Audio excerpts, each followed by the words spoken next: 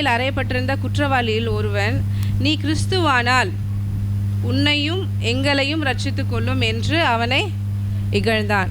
என்ன பண்ணுறான்னா, ஒரு கல்லர் என்ன பண்ணுறான், ஏற்கனவே அவன் தப்பு பண்ணி அவன் என்ன பண்ணியிருக்கான், மரண தண்டனைக்கு ஒரு பாத்திரவானாக இருக்கிறான். அவன் என்ன சொல்கிறான்னா, இயேசுவை பார்த்து சொல்கிறான். அவனுக்கு இயேசு யாருன்னு தெரியல. இயேசுவை பார்த்து அவன் என்ன சொல்கிறான்னா, நீங்கள் என்னது என்ன சொல்லியிருக்கிறான்னா, கிறிஸ்துவானால் உன்னையும் ரட்சித்து கொள்ளும் எங்களையும் ரட்சித்து கொள்ளுங்க அப்படின்னு சொல்லி என்ன பண்ணுறான், ஆண்டவரை நோக்கி சொல்கிறான். அதுக்கு இன்னொன்று கல்லவன் சொல்கிறான், மற்றவன் அவரை நோக்கி, நீ இந்த ஆக்கினைக்குட்பட்டவனாக இருந்தும் தேவனுக்கு பயப்படவில்லையா? நீ இவ்வளோ தண்டனை அனுபவிச்சும் சாவ போகிற, இப்போ கூட உனக்கு ஆண்டவர் மேலே ஒரு பயம் இல்லையா அப்படின்னு சொல்லிட்டு அவன் என்ன சொல்கிறான்னா, தாமோ நியாயப்படி தண்டிக்கப்பட்டிருக்கிறோம். நம்ம என்னதுக்காக தண்டனை வாங்கியிருக்கிறோம்? நம்ம தப்பு பண்ணி தண்டனையை என்னதுக்காக வாங்கியிருக்கிறோம்? நியாயப்படி வாங்கியிருக்கிறோம். நாம் நடப்பித்தவைகளுக்கு பலனை அடைகிறோம். இவரோ தகாததொன்றும் நடப்பிக்கவில்லை என்று அவனை கடிந்து கொண்டு என்ன பண்ணுறான், இவர் எந்த தப்புமே என்ன பண்ணலை, செய்யலை அப்படின்னு சொல்லிட்டு என்ன பண்ணுறான், இன்னொன்று கல்லனை கடிந்து கொள்கிறான். நீ என்ன பண்ணுற, தப்பு பண்ணாததுக்கு அவர் தண்டனை அனுபவிச்சிட்ருக்கிறாரு. நீ தப்பு பண்ணிவிட்டு தண்டனை அனுபவிச்சுட்டு ஒரு தேவனுக்கு பயம் இல்லாமல் நீ பேசுகிறியா அப்படின்னு சொல்லிட்டு என்ன பண்ணுறான், அந்த கல்லனை கடிந்துக்கிட்டு ஏசப்பா கிட்ட பற்றி இப்போ ஏசப்பா கிட்ட சொல்கிறான். இயேசுவை நோக்கி, ஆண்டவரே, நீர் உம்முடைய ராஜ்யத்தில் வரும்பொழுது அடியேனை நினைத்தருளும் என்றான். சரியா? அவனும் அதுதான் சொன்னான். ஆனால் இவனை என்ன சொல்கிறான், என்னை நினைத்தருளன்றான். ஆனால் சொல்கிற விதம் என்ன இருக்குது, அவன் எப்படி சொல்கிறான்னா, நீங்கள் பண்ணால் பண்ணுங்கள், என்னையும் பண்ணுங்கள், உங்களையும் காப்பாற்றிக்கோங்க அப்படின்றான். ஆனால் இவன் என்ன சொல்கிறான், நம்மளோட ராஜ்யத்தில் நீங்கள் வருவீங்க அப்படின்னா என்னது, அவர் ஏற்கனவே சொல்லியிருக்கிறாரு, நான் திரும்பவும் உயிரோடு வருவேன் 3ஆவது நாள்னு. வரும்பொழுது நீங்கள் என்னென்ன பண்ணுங்கள். அவன் விசுவாசிக்கிறான். ஆண்டவர் அவர் மெய்யான தேவன். அவர் நம்மளை மாதிரி சாக போகிறது இல்லை, அவர் உயிரோடு வரப்போகிறாரு. அவர் ராஜ்யத்தில் வரும்பொழுது என்னை நீங்கள் நினைத்தரலுங்க. நான் விசுவாசிக்கிறதுனால ஆண்டவர் அவனை நோக்கி சொல்கிறாரு. இயேசு அவனை நோக்கி, இன்றைக்கு நீ என்னுடனே எங்கே இருப்ப? எதனால்? அவன் விசுவாசித்ததுனால. ஆமென். இன்னொன்று பாட்டில் இருக்கு. என்ன பண்ணுறாங்க, விசுவாசித்ததுனால என்ன சொல்கிறான் ஆண்டவர், என்ன அவனை பார்த்து சொல்கிறாரு, நீ இன்னைக்கே என்ன பண்ணுவ, என்னோட பரதேசில் இருப்பாய்ன்னு சொல்கிறார். ஆமென். நம்மளோட விசுவாசம் தான் முக்கியம். ஆமென். நம்மளுடைய கிரியைகள் முக்கியம் இல்லை. ஆண்டவர் எப்படியாப்பட்டவர் நம்மளை டெஸ்ட் பண்ணுறதுக்காக ஆண்டவர் நம்மளை தெரிஞ்சுக்கல. ஆனால் ஆண்டவரால் செய்ய முடியாத காரியம் ஒன்றுமே கிடையாது. நீர் என்னை கொண்டு என்ன வேணால் செய்ய முடியும்ப்பா. உம்முடைய பிள்ளையை நீங்கள் எடுத்து என்ன வேணால் பயன்படுத்த முடியும், என்ன வேணால் எங்களை மாற்ற முடியும். இன்றைக்கி பார்க்குற இந்த தரித்திரமோ இந்த கஷ்டமோ எங்கள் வாழ்க்கையை மாற்ற போகிறது கிடையாது. இன்றைக்கி பார்க்குற இந்த சண்டையோ இந்த இந்த இந்த பிரச்சனைகளோ என்னோடய குடும்பத்தை என்ன பண்ண போகிறதில்ல, மாற்ற போகிறது கிடையாது. உம்முடைய சித்தத்துக்கு நாங்கள் ஒப்பு கொடுக்குறோம். நீங்கள் எங்களை கொண்டு என்ன செய்யணும்னு நினைத்திருக்கிறீங்களோ அதை நீங்கள் செய்யுங்க அப்படின்னு ஒப்பு கொடுக்கும் பொழுது கர்த்தர் நம்ம விசுவாசத்தை பார்த்து, சரியா, விசுவாசத்தை பார்த்து நம்மளை என்ன பண்ணுவார், அவர் நம்மளை ஆசீர்வதிப்பார். ஆமென். எது நிமித்தமாய் நாம் அவருடைய சுதந்திரத்தை பெற்றுக்கொள்ள முடியும்னா அவரை விசுவாசிக்கிறதுனால தான். ஆமென். எதனால் நம்ம ஆண்டவர் நமக்காக வைத்திருக்கிற அந்த நன்மையை பெற்றுக்கொள்ள முடியும்னா அவரை நம்ம விசுவாசிக்கும் பொழுது, முழு இருதயத்தோடு நம்ம அவரை விசுவாசிக்கும் பொழுது தான் கர்த்தர் நமக்காக வைத்திருக்கிற நன்மையை நம்ம என்ன பண்ண முடியும், பெற்றுக்கொள்ள முடியும். ஆமென். இதில் நான் கர்த்தருடைய வார்த்தையை மன்னிப்பு ரட்சிப்பு என்ற வார்த்தையில் கர்த்தர் அவர் வந்து இந்த பாடுகளுக்கெல்லாம் முன்னமே சீஷர்களோட என்ன பண்ணியிருக்கிறாரு, இந்த சிலுவையை பற்றி என்ன பண்ணியிருக்கிறாரு, அவங்களோட பேசியிருக்கிறாரு. என்ன நடக்க போகுது, என்ன நடக்கும், என்ன எதுக்காக நான் வந்திருக்கிறேன். எல்லாரும் என்ன பண்ணாங்கன்னா ஆண்டவர் செய்கிற அற்புதத்தெல்லாம் பார்த்து 5 அப்பம் 2 மீன் 5000 பேர் சாப்பிட்றாங்க. எப்படி சாப்பிட்றாங்க? வெறும் 5 அப்பம் 2 மீன் எவ்வளோ பேர் சாப்பிட்றாங்க? 5000 பேர். கையை மேலே தூக்குனாரு, எடுத்து குடினாரு, எல்லாரும் சாப்பிட்றாங்க. தண்ணியை ஊற்றுனாரு, திராட்சை ரசமாக மாறிடுச்சு. கண்ணு தெரியாமல் வந்தவனுக்கு என்ன பண்ணுறாரு, கையை வைக்கிறாரு, கண்ணு தெரியுது. நடக்க முடியாமல் வரவனுக்கு நடக்க வைக்கிறாரு. இவரால் எல்லாமே செய்ய முடியுது அப்படின்னு சொல்லிட்டு என்ன பண்ணுறாங்க, அவர் பின்னாடி ஒரு கூட்ட ஜனங்கள் வருது. அப்போ ஆண்டவர் சொல்கிறாரு, நான் என்ன பண்ண போகிறேன், அடிக்கப்பட போகிறேன். அந்த வசனத்தை எடுத்து வாசிப்போமா?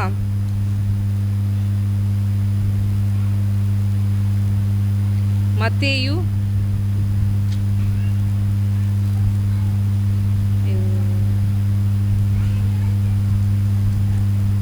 மத்தேயு 16ஆம் அதிகாரம் 21வது வசனம். அது முதல் இயேசு தாம் எருசலேமுக்கு போய் மூப்பராலும் பிரதான ஆசாரியராலும் வேத பாரகராலும் பல பாடுகள் பட்டு கொலையுண்டு 3ஆம் நாளில் எழுந்திருக்க வேண்டும் என்பதை தம்முடைய சீஷர்களுக்கு சொல்லத் தொடங்கினார். ஆமென். என்ன பண்ணாருன்னா, இந்த அற்புதத்தெல்லாம் பார்த்து ஜனங்க வரும்பொழுது ஆண்டவர் அவங்க கிட்ட சொல்கிறாரு, நீங்கள் பார்க்குற மாதிரி என்ன பண்ண போகிறேன், ஒரு ராஜாவாக இங்கே ஆட்சி செய்ய போகிறது கிடையாது, எனக்குன்னு ஒரு கூட்டத்தை நான் ரெடி பண்ண போகிறது கிடையாது. நான் என்ன பண்ண போகிறேன், அடிக்கப்பட போகிறேன். என்ன பண்ண போகிறேன், மூப்பராலும் வேத பாதகளாலும் நான் என்ன பண்ண போகிறேன். இன்னொரு முறை வாசிக்கலாமா? எருசலேமுக்கு போய் மூப்பராலும் பிரதான ஆசாரிகளாலும் வேத பாதகளாலும் பல பாடுகள் பட்டு என்ன பண்ண போகிறேன், கொலை உண்டு 3ஆம் நாளிலே எழுந்திருக்க வேண்டும் என்பதை தம் சீஷர்களுக்கு என்ன பண்ணார், சொல்ல தொடங்கினார்.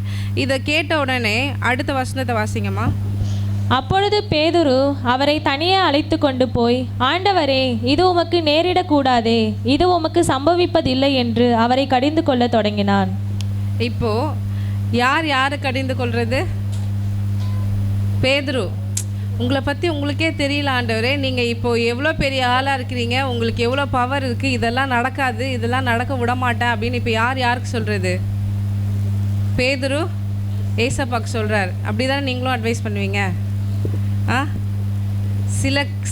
சில விஷயங்கள்லாம் நம்ம என்ன பண்ணுவோம், நமக்கு பார்க்குறத வச்சு, உங்களுக்குலாம் அதெல்லாம் நடக்காதுங்க, நீங்கள்லாம் யாருங்க, உங்களுக்குலாம் என்ன கஷ்டங்க இருக்குது அப்படிலாம் சொல்லுவோம். ஆனால் அப்படி கிடையாது. யார் என்னென்ன பாடுகளுக்குள்ளே போகணுன்றது கர்த்தரோட சித்தமோ அதற்கு நம்ம என்ன பண்ணணும், ஒப்பு கொடுக்கணும்.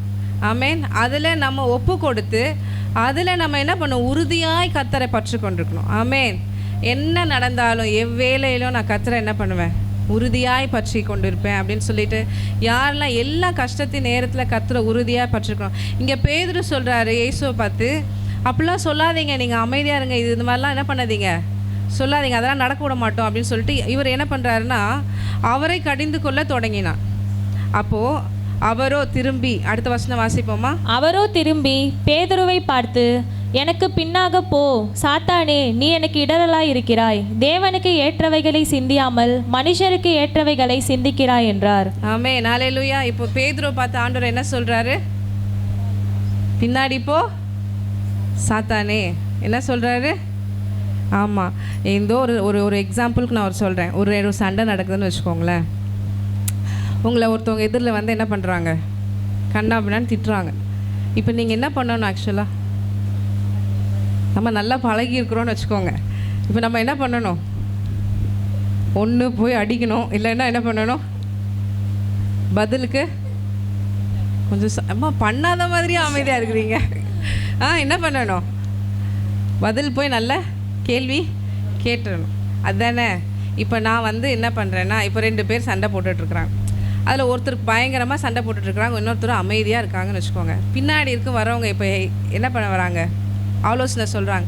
நீ என்ன சும்மா இருக்கிற, நல்லா கேள்வி கேளு, நல்லா அடி அவனை போட்டு அப்படின்னு வந்து உங்களை வந்து சொல்கிறாங்கன்னா நீங்கள் என்ன வார்த்தை சொல்லணும்? இப்போது என்ன சொல்லணும், யாரை பார்த்து சொல்லணும்? திட்டுறவனை பார்த்தா, இல்லை உங்களுக்கு உதவியாக சொல்கிறவனை பார்த்தா? ஜாக்கிரதையாக இருக்கணும், சரியா? யார் நமக்கு பிரச்சனை, முன்னாடி திட்டுறவன் நமக்கு பிரச்சனையே கிடையாது. ஆண்டவர் அவனுக்காக நமக்காக யுத்தம் பண்ணுவார். ஆமென். ஹல்லேலூயா. நீங்கள் சும்மா இருங்க, உங்களுக்காக நான் என்ன பண்ணுறேன்.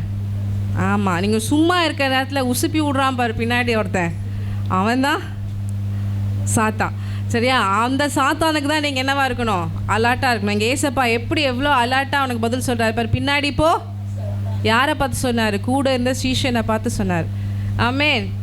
நிறைய அட்வைஸ், ஃப்ரீ அட்வைஸ் கொடுப்பாங்க, அது கர்த்தருக்கு சித்தமானு பார்க்கணும். என்ன அது கரெக்டாக தான் இருக்கும். படிக்கிறது, கெட்ட வார்த்தை பேசு, உனக்கு தெரியாத வார்த்தையா எடுத்து விட, அப்படிலாம் நம்ம என்ன பண்ணிடக்கூடாது, அவசரப்பட்டு பேசிடக்கூடாது, சரியா? என்ன யார் பேசினாலும் அவர் என்ன பண்ணாராம், காது கேளாதவர் போல் என்ன பண்ணாராம், வாயில் என்ன பண்ணிடக்கூடாது, எந்த சூழ்நிலையும் தவறான வார்த்தை வெளியில் வந்துடக்கூடாது. கெட்ட வார்த்தை ஒன்று உங்கள் வாயில் புறப்பட வேணாம். ஆமென்.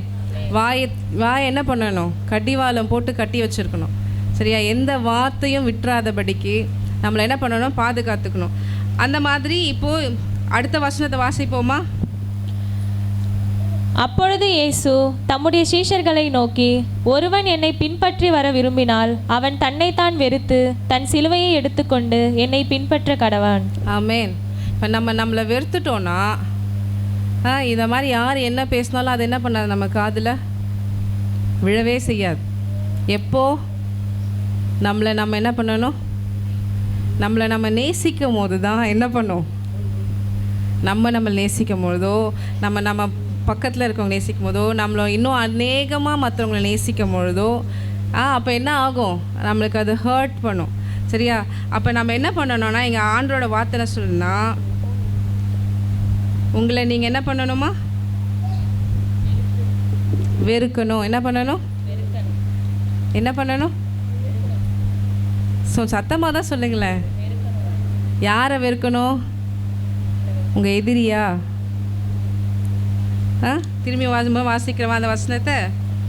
அப்பொழுது இயேசு தம்முடைய சீஷர்களை நோக்கி, ஒருவன் என்னை பின்பற்றி வர விரும்பினால் அவன் தன்னைத்தான் வெறுத்து தன் சிலுவையை எடுத்துக்கொண்டு என்னை பின்பற்ற கடவன். ஆமென். என்ன பாடு என்ன கஷ்டமோ அதை எடுத்துக்கிட்டு, சரியா, நம்மளுடைய சுயத்தை என்ன பண்ணணும்? வெறுக்கணும். வெறுத்துட்டு என்ன பண்ணணும்? அவரை பின்பற்ற ஆரம்பிக்கணும். ஆமென். இதை யாருக்கு ஆண்டவர் சொல்கிறாரு? தன்னோடு இருந்தவங்களுக்கு, சீஷர்களுக்கு ஆண்டவர் என்ன பண்ணார்? அவர் சொல்லி கொடுக்குறாரு, உபதேசிக்க என்ன பண்ணார்? தொடங்கினார். அடுத்தது, தன் ஜீவனை ரட்சிக்க விரும்புகிறவன் அதை இழந்து போவான், என் நிமித்தமாக தன் ஜீவனை இழந்து போகிறவன் அதை கண்டடைவான். ஆமென். இது அர்த்தம் புரியுதா? நான் என் ஜீவனை காப்பாற்றணும்னு நான் நினச்சேன்னா அதை நான் என்ன பண்ணிடுவேனா? இழந்து போயிடுவேன். என் உயிரை நான் காப்பாற்றணும்னு நான் பிடிச்சி வச்சிட்டு இருந்தேன்னா அதை என்ன பண்ணிடுவேனா? இழந்து போயிடுவேன். அடுத்த வசனம் சொல்லு, தன் ஜீவனை இழந்து போகிறவன் அதை கண்டடைகிறான். யார் கர்த்தருக்காக என் ஜீவனே போனாலும் நான் அவருக்காக சாட்சியாக வாழுவேன்னு நிற்கிறாங்களோ அவர்கள் தான் நிஜமாகவே ஜீவனை என்ன பண்ணுறாங்க? கண்டடைகிறாங்க. அவங்களுக்கு தான் நித்திய ஜீவன் இருக்குது. சரியா? தன் ஜீவனுக்காக தன் ஆத்துமாவை நஷ்டப்படுத்தினால் அவன் என்ன பண்ணுறான்? தன் ஜீவனை இழக்கிறான். சரியா? இந்த பூமியில் வாழ்கிற வாழ்க்கை நிரந்தரம் கிடையாது. இது ஒரு நாள் முடிவுக்கு வரும். அந்த முடிவுக்கு வரும்பொழுது நம்ம நித்தியமாய் வாழணும்னா இங்கே நம்ம வாழ்கிற இந்த வாழ்க்கையில் கர்த்தருக்கு பிரியமாகவும் கர்த்தருக்கு பயந்தும் நம்ம வாழும் பொழுது தான் கர்த்தர் நம்மளை என்ன பண்ணுவார்? நித்தியமான வாழ்க்கைக்கு நம்மளை என்ன பண்ணுவார்? தகுதிப்படுத்துவார். ஆமேன். ஆமேன். அல்லேலூயா. அடுத்த வசனத்தை வாசிப்போமா? மனுஷன் உலகம் முழுவதையும் ஆதாயப்படுத்தி கொண்டாலும் தன் ஜீவனை நஷ்டப்படுத்தினால் அது லாபம் என்ன? மனுஷன் தன் ஜீவனுக்கு ஈடாக எண்ணத்தை கொடுப்பான். ஆமேன். இதில் இந்த வசனத்தில் என்ன சொன்னால், உலகம் முழுவதையும் ஆதாயப்படுத்தினாலும் என்ன இருக்கு அப்படின்னா என்ன அர்த்தம்?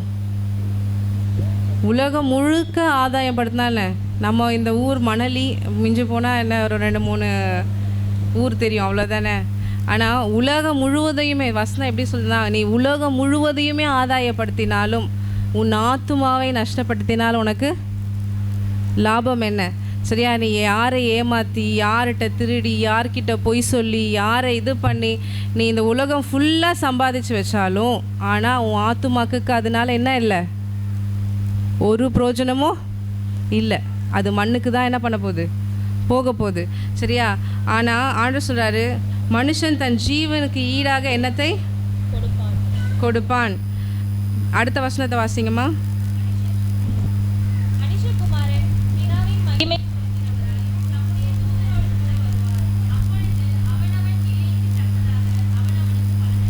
மைக் ஆன் பண்ணிக்கோ. மனுஷகுமாரன் தம்முடைய பிதாவின் மகிமை பொருந்தினவராய் தம்முடைய தூதர்களோடு கூட வருவார். அப்பொழுது அவனவன் கிரியைக்கு தக்கதாக அவனுக்கு பலன் அளிப்பார். சரியா? இப்போ மனுஷகுமாரன் அவர் என்ன பண்ண போகிறாரு? வரப்போகிறார். சரியா? அவரே சொன்னார் இதை. இப்பொழுது அவர் மரித்து அவர் பரலோக ராஜ்யத்துக்கு போயிட்டு இப்போ அவர் வரப்போகிறார். சரியா? நம்மளை கூட்டிகிட்டு போகிறதுக்கு அவர் ஆயத்தம் பண்ணிகிட்ருக்கிறாரு. அவர் ஒரு நாள் வரப்போகிறார். அது இன்றைக்கா கூட இருக்கலாம். ஆமேன். ஆமேன். அவர் இன்னைக்கு இந்த நிமிஷம் வந்தால் கூட எங்கே கொண்டு போக போகிறார்? அவரோட கூட நம்மளை என்ன பண்ண போகிறாரா? அவனவன் கிரியைக்கு தக்கதாக அவனுக்கு பலன் அளிப்பார். சரியா? நான் இவங்களுக்காக இவ்வளோ போராடினேன், நீங்கள் எல்லாம் சொல்கிறீங்களே, அவங்களுக்காக நான் அவ்வளோ பேசினேன், அவங்களுக்காக நான் அவ்வளோ சண்டை போட்டேன், எனக்கு எதுவுமே செய்யலை அப்படின்றீங்கல்ல. அப்படி கிடையாது.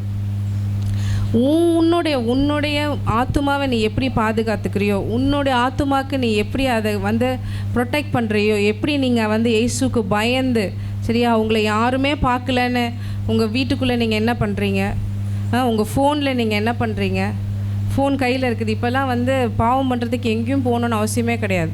கையிலே என்ன இருக்குது, ஃபோன் இருக்குது, சரியா. ஃபோனில் என்ன பண்ணாலும் யாருக்கும் தெரிய போகிறதில்ல அப்படின்னு நினச்சிக்கிறீங்க. ஆனால் எல்லாவற்றையும் பார்த்து கொண்டு ஒருத்தர் இருக்கிறார். ஆமென். அவன் கிரியைக்கு தக்கதாக அவர் என்ன பண்ண போகிறாரு, பலனை கொண்டு வர போகிறார்.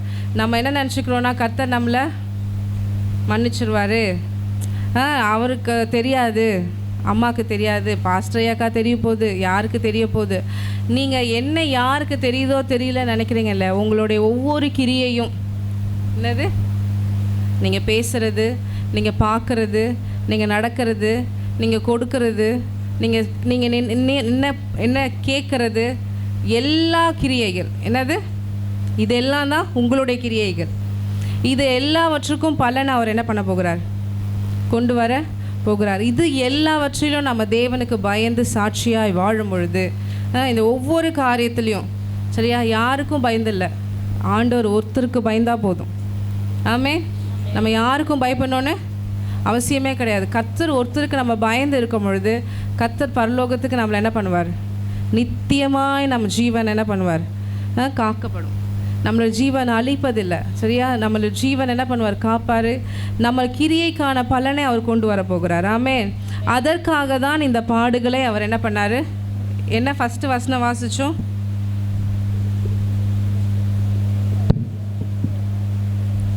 அது முதல் இயேசு தாம்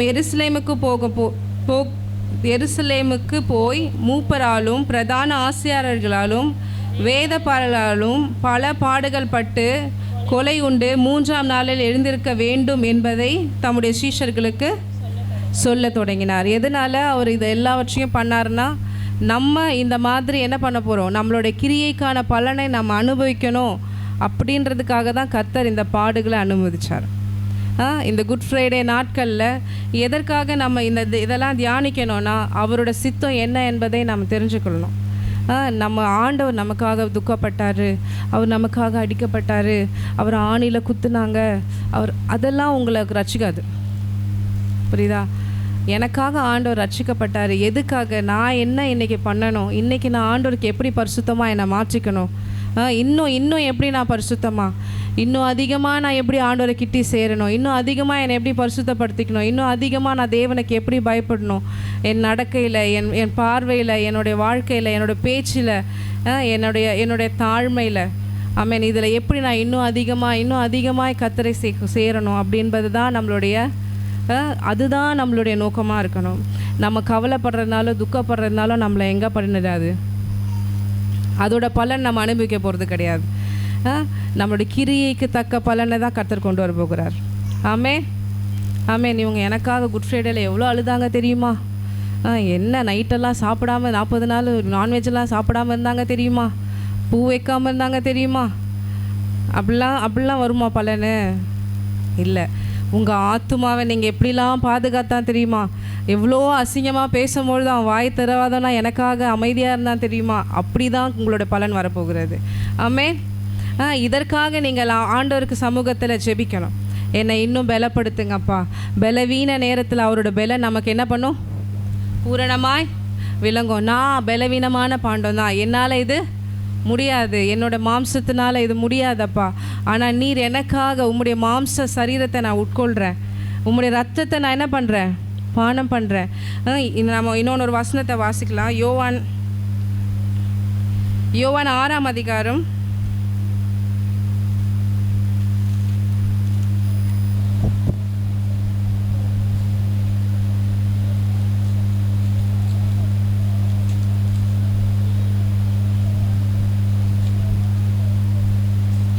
54வது வசனத்தை யாருன்னா வாசிக்கிறீங்களா? என் மாம்சத்தை புசித்து என் இரத்தத்தை பானம் பண்ணுகிறவனுக்கு நித்திய ஜீவன் உண்டு. நான் அவனை கடைசி நாளில் எழுப்புவேன். ஆமென்.